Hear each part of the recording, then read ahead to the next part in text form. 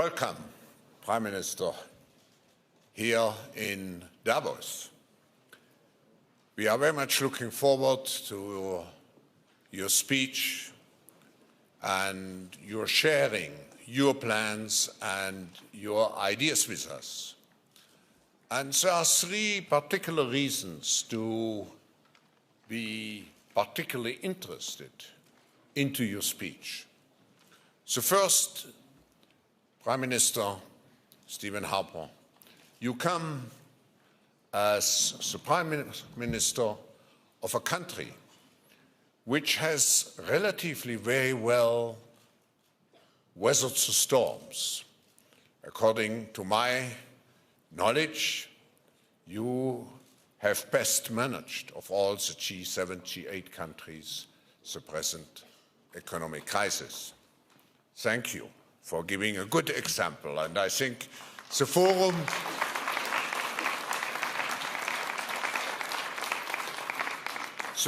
is proud to have praised in its competitiveness report the resilience of your banks and the soundness of your banks as a good example for the world banking community.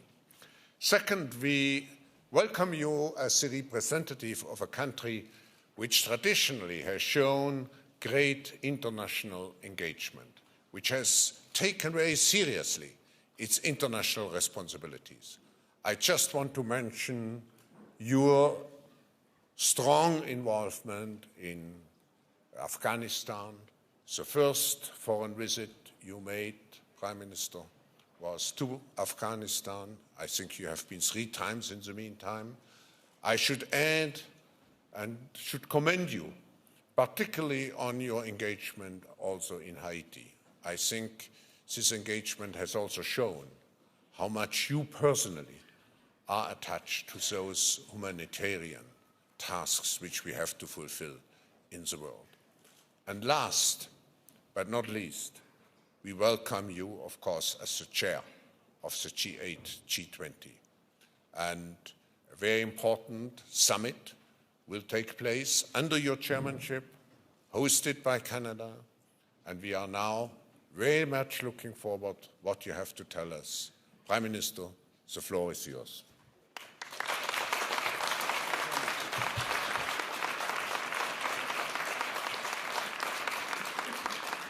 Thank you very much, Professor. Merci, mesdames et messieurs. It's great to be here in Davos and to have this opportunity to contribute to your discussions on some of the vital issues that are confronting the world today. Some of them are complex and they may at times seem abstract.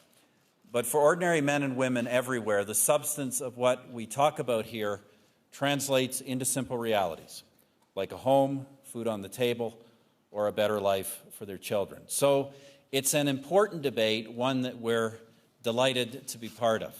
I should also like to welcome some other members of our government, my government, that are here today, my friends and colleagues.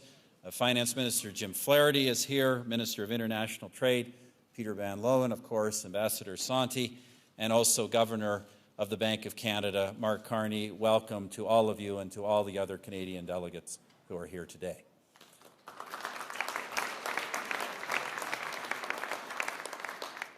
I'd also like, Professor, to take a moment to offer my personal congratulations to you on this, the 40th annual gathering of your creation, the World Economic Forum. You chose as its motto, committed to improving the state of the world.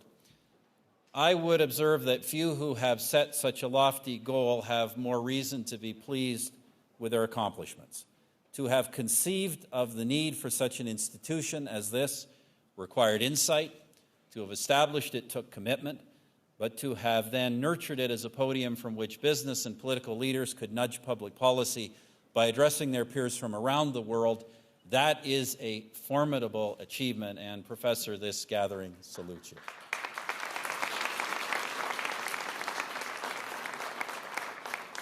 Professor, well, it has been a long time since the first meeting of this forum 4 decades ago. Our circumstances today have something in common with the world in the years following 1971. Economies then were in turmoil. The institutions governing international finance were failing the test of crisis, and wherever one looked around the world, there was trouble. So it is today. The latest crisis hit as the world was grappling already with enormous challenges: large current account imbalances, aging populations in advanced countries, violence, terrorism, and, of course, the eternal problems of poverty and underdevelopment. There's always something, but we must never stop trying to improve the state of the world. Therefore, in June, when Canada hosts the leaders of the G20 and the G8 in Toronto and Muskoka, respectively, our goal is to work with our partners towards practical and durable solutions. In the next few minutes, I want to share some of the principles that will guide the Government of Canada and hopefully the discussions at these summits under our theme, Recovery and New Beginnings. Let me first talk about the G20 itself, which at Pittsburgh we officially designated as the world's premier forum for economic cooperation. In that role, the G20 will stand or fall on its ability to demonstrate in the months to come the same cooperative spirit it has shown over the past year. Now, I am hopeful. Beginning in Washington in November 2008, G20 leaders have responded to the systemic financial collapse and the global recession with quick, decisive, and coordinated action. At the London Summit in April 2009, these measures were expanded with a particular emphasis on the most vulnerable states, so that in Pittsburgh, the seeds of a new era of balanced, sustainable growth were planted. If I may be indulged in a personal recollection, what I saw at the Washington Summit made an enormous impression on me. Nations whose interests have often been at odds, nations with different traditions of governance, rivals, even former enemies, found themselves addressing common problems with a common will. In this globalized economy, they recognized that a flood engulfing one would soon swamp them all. So even though 20-some leaders all represented sovereign states, they agreed to common and synchronized actions to chart the same course toward calmer waters. Ideological differences were set aside, old enmities were not raised. I would say this: if you had arrived from another planet, you could never have guessed which nations had spent decades mired in hostility. Now, you might call it the Fellowship of the Lifeboat. But, ladies and gentlemen, in that brief parting of the veil, I saw world leadership at its best, a glimpse of a hopeful future, one where we act together for the good of all, the world we have been trying to build since 1945, the world we want for our children and grandchildren. It shows it can be done if we act together, and I call this enlightened sovereignty. And I believe our understanding in Washington, just in Washington, allowed us to avoid the cataclysm that otherwise really would have come to pass. But an agreement to act is just a start. It is acting on the agreement that matters. So when the G20 resumes in Toronto, the discussion should be less about new agreements than accountability for existing ones, less about lofty promises than real results, less about narrow self-interest in sovereignty's name than an expanded view of mutual interest in which there is room for all to grow and prosper. Enlightened sovereignty, then, the natural extension of enlightened self-interest. Pour être bref, le vrai test des progrès du G20 sera d'assurer qu'il crée et entretient parmi ses membres un sens des responsabilités partagées envers l'économie mondiale, une souveraineté éclairée, si vous voulez. To be succinct, the real test of the G20 going forward is that it develops and sustains among its members a sense of shared responsibility toward the global economy. For while the market's awesome power to generate and widely distribute wealth is self-evident, we also know from history that markets do need governance. And for the new global economy, the G20 is today what we have. Now, as we work through the final stages of the recession and embrace recovery, there are three critical areas where G20 actions have been and will remain vital: financial sector reform, stimulus programs, and global trade and growth strategies. Let me begin with reform of the financial sector, reform of financial sector regulation. This has been a focus since Washington because, after all, that sector's failures and the transmission of its contagion globally are widely acknowledged to have triggered the crisis. Now, as many of you know, and Professor, you were kind enough to mention once again, Canada was not a part of the problem. Canadian banks had maintained healthy leverage ratios and largely avoided exposure to toxic assets. No major Canadian financial institution failed, and none required bailouts from the government. As a consequence, Canada now has one of the largest banking sectors in the world, and it is entirely in the private sector. I should just note that reputable observers have recognized this Canadian advantage, as you said, Professor, this year as last. Your own eminent organization, the World Economic Forum, and more recently, Moody's Investors Service, both ranked Canada's banks as the world's soundest. The International Monetary Fund has commented that, and let me quote, that Canada's financial sector has shown, quote, remarkable stability amid the global turbulence, thanks in good part to strong supervision and regulation, unquote. This is undoubtedly part of the reason why Canada took on the co-chairmanship of financial sector regulatory reform at the first G20 in Washington. Canada has maintained good active systems of prudent and measured regulation. Now, I should just be clear, we do not claim that our system is perfect. The lack of a single national securities regulator is an obvious hole. The vast majority of our provinces are now working with us to fill that gap. We've also been obliged to tighten the criteria for government mortgage insurance, so there are things we can and will do. But overall, the performance of this sector during the crisis showcased the effectiveness of Canada's approach. Through our G20 chairmanship this year, we want to urge the adoption of similar regulatory practices globally. And in this regard, I believe the Canadian system generally does two things that should guide future work in this area. First, we must promote national regulation sufficiently strong to avoid repetition of the kind of crisis we experienced last year. We also believe that such national systems should be subject to international peer review in order to enhance transparency and reduce risks to the global economy. Anything less would expose every economy to needless risk. In fact, if inadequate regulation is not addressed, I believe the consequences could actually be worse than before the crisis. If after a period of renewed stability, institutions are able to return to the irresponsible practices that caused the crisis, what would they have learned? They would have learned a very bad lesson. That is, that reckless behavior can be engaged in because national governments will ultimately backstop the consequences. And that, ladies and gentlemen, would be a very dangerous precedent.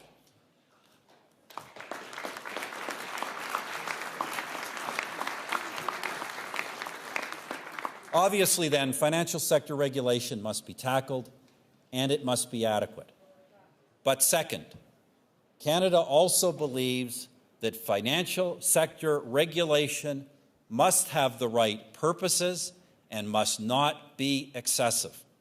Now, let me just say, first of all, that I understand why there are calls for such approaches in some circles. In situations very different than Canada's, where big bank failures resulted in public bailouts, where the public endured the pain, yet those who caused it seemed to emerge unscathed, there is understandably public anger and demands for tough or even retaliatory action. In Canada, because our situation has been so different, we don't face such demands, and public opinion is much more reflective about what is needed. Our approach to financial sector regulation in Canada while historically much more activist than in many other countries, has not been to micromanage the affairs of a complex industry. Its purpose is to ensure transparency in the marketplace, help link risk, performance, and reward, and encourage a culture of prudent behavior focused on the long term. Soyons clairs, via le G20, nous allons encourager une réglementation du secteur financier plus stricte et une meilleure coordination entre les organismes de réglementation. Mais le Canada n'optera pas pour une réglementation excessive, arbitraire ou punitive de son secteur financier. So let me be clear. Through the G20, we will be encouraging strengthened financial sector regulation and improved coordination between regulators. But Canada will not go down the path of excessive, arbitrary, or punitive regulation of its financial sector. Canada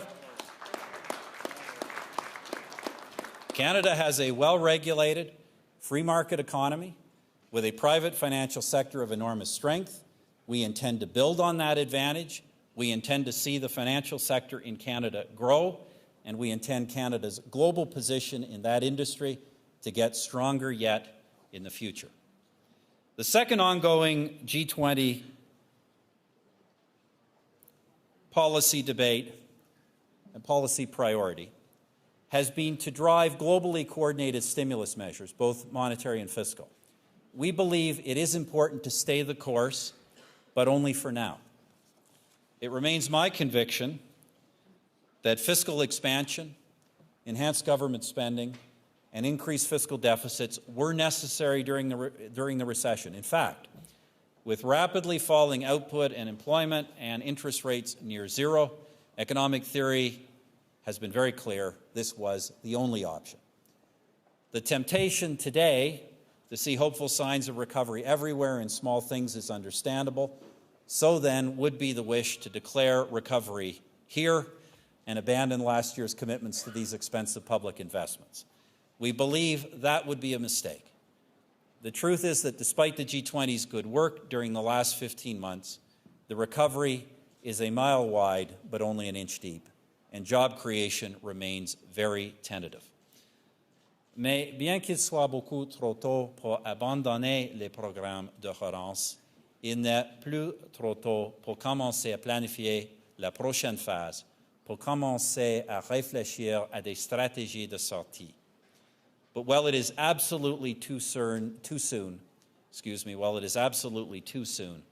to abandon stimulus programs, it is no longer too early to start thinking about a strategy to exit them. Because we all know the long-term risks of prolonged government spending of this magnitude. Renewed inflation, rising interest rates, crowding out of investment, prolonged sluggish economic performance. This view informs our economic planning in Canada. Canada will complete its two-year economic action plan, its fiscal stimulus measures in support of the recovery, support of the economy. We shall faithfully meet all the promises we made at earlier G20 meetings. At the same time, our next budget will outline a path to reduce the deficit and return to balanced budgets in the medium term. We will be doing this, I should add. We will be doing this. I want to talk about this Canadian advantage. We will be doing this from levels of deficit and debt that are, by comparison with other advanced industrialized economies, quite modest. We have the lowest level of indebtedness in the G7 by far, and when the recession ends, our relative levels of indebtedness will still be lower by an even wider margin. That is because Canada paid off debt aggressively during the growth years. Now, in passing, as an economist, I must observe that this particular recommendation of John Maynard Keynes is seldom acted upon as vigorously as his permission to borrow. I would say that in this regard, Keynesianism is a bit like communism. According to those who advocate it, neither has been properly attempted. So thus, governments borrow when times are difficult because they must, and then they borrow more when times are easy because they can. But instead, true Keynesians that we are accused of being, our government paid $38 billion off Canada's national debt between 2006 and 2009. And that's, incidentally, is what allowed us to lower taxes in Canada. We believe it is important that taxes be low and that tax reductions be sustainable. That way they become a permanent form of fiscal stimulus. In an environment of falling debt, we were able to lower taxes of all kinds. In fact, Canada has already the lowest tax rate on new business investment in the G7. Investors take note, Canada is and will remain open for business. Now finally, let us talk about global trade and growth strategies. I suspect every single person in this room understands that the growth in global trade has been largely responsible for wealth creation worldwide in the past generation. And therefore, enhancing trade and resisting protectionism is both essential to the world economy and to the just cause of raising millions of people from poverty. The G20 has said this at every single meeting. Of course, there have been national actions, maybe too many, that detract from that goal. Even so, we have thus far avoided anything like the protectionism that turned the stock market crash of 1929 into a decade-long depression. In Canada, we have continue to try to be leaders in promoting free trade and open markets. Our stimulus package, I should mention, did not raise tariffs. It lowered them, unilaterally, I might add. Since 2006, we have concluded free trade agreements with 8 additional countries, and we are engaged in 6 other negotiations, including with the European Union. We will continue to promote trade, we will continue to resist protectionism, and to reduce and eliminate tariff barriers. However, at Pittsburgh last year, the G20 went beyond merely advocating for trade and against protectionism as a basis for promoting global growth. We also established what we christened the framework for strong, sustainable, and balanced growth. Much of what the framework prescribes takes us in the right direction. I speak especially of consensus at the macro level on the causes of the recession and the mutual commitment among G20 members to coordinate their policies. However, this is where G20 partners must truly embrace enlightened views of sovereign behavior. Otherwise, we will pursue strategies, inevitably, that do not produce mutual advantage and therefore cannot be sustained. Like, drop your tariffs, I'll keep mine, or let your currency trade at market rates, we'll keep ours undervalued. We should know from the terrible experience of the 1930s that strategies that make it difficult for somebody to do business inevitably make it difficult for everybody to do business. So I say, notions rooted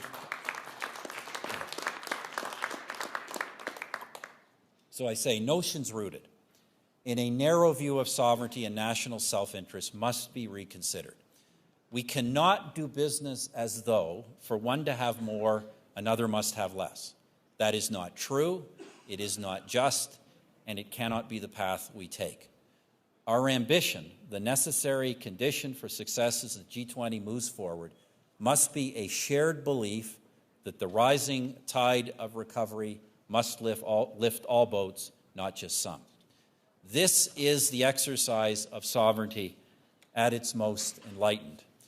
And I don't believe, by the way, let me just say this as an aside, I don't believe, by the way, that this is all about the structure of global institutions. It is more a matter of attitude. Some words of former U.S. Secretary of State Cordell Hull seem apt. As you know, Hull was the driving force of the creation of post-war international institutions that are still with us today, the UN, for example, and the World Bank. Accepting the Nobel Peace Prize in 1945 for his work, Hull had this to say about international institutions. I like this quote because it's so similar to what my father told me for many, many years. To be sure, no piece of social machinery, however well constructed, can be effective unless there is back of it a will and a determination to make it work. Peu importe les structures mondiales que nous concevons pour le mieux-être mutuel. Si on n'a pas les bonnes attitudes, elles ne vont pas fonctionner. It doesn't matter what global structures we devise for our mutual betterment. If we do not have the right global attitudes, they will not work. Now, ladies and gentlemen, with the G20 necessarily focused on the economy, there does remain, in our view, an important role for the G8 group of nations, the group of 8 nations, in non-economic matters, in promoting democracy and development, peace and security. In this troubled world, we clearly recognize how much else there is that requires international cooperation. Terrorism threatens all of us. Piracy has returned to strategic seaways. Climate change disproportionately threatens the peoples least capable of adapting to it. And although tensions between the older nuclear states have largely dissipated, the spread of nuclear weapons to new actors allows the world no relief from anxiety. These are all complex, daunting threats that cannot be met by any one country working alone. They require the close cooperation of friends and like-minded allies. On these, the G8 can show leadership. As an example, let us close with something where progress is possible if we are willing. It concerns the link between poverty and the appalling mortality among mothers and small children in the third world. Did you know that every year over 500,000 women die in pregnancy and nearly 9 million children die before their 5th birthday? The numbers should shock and grieve us. Far too many lives and futures are being lost. And to the world's shame, so many have been lost for want of relatively simple health solutions, all within the reach of the international community. Often the keys of life are no more sophisticated than clean water, widely available vaccines, or the most basic treatment against infection. That so little has been done is tragic. It is not just about words on a page. It is real hunger, real suffering, real people dying. Canada takes its development commitments seriously, including those made at the G8. That's why, for example, we have double aid to Africa as promised, and we are on track with our commitment to double international assistance this year. So what is required to fight this particular problem of human misery? It is merely the same unity of purpose that we can find within ourselves readily enough when disaster strikes, as it recently did in Haiti, or as we can and do when the problem is one of trade, finance, or the economy. We must find that unity of purpose. Voilà pourquoi, en tant que président du G8, le Canada va défendre une initiative majeure pour améliorer la santé des femmes et des enfants dans les régions les plus vulnérables de la planète. That is why, as president of the G8, Canada will champion a major initiative to improve the health of women and children in the world's most vulnerable regions. There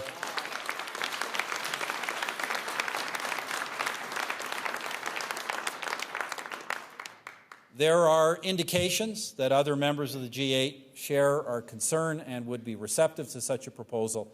It is therefore time to mobilize for friends and partners to do something for those who can do little for themselves, to replace grand good intentions with substantive acts of human goodwill. Now, in conclusion, ladies and gentlemen, the G20 and G8 meetings, I've tried to boil it all down, but as you can see, they do have before them a huge agenda, all to be addressed in an atmosphere of ongoing global economic and financial uncertainty. We must bring a sense of shared responsibility.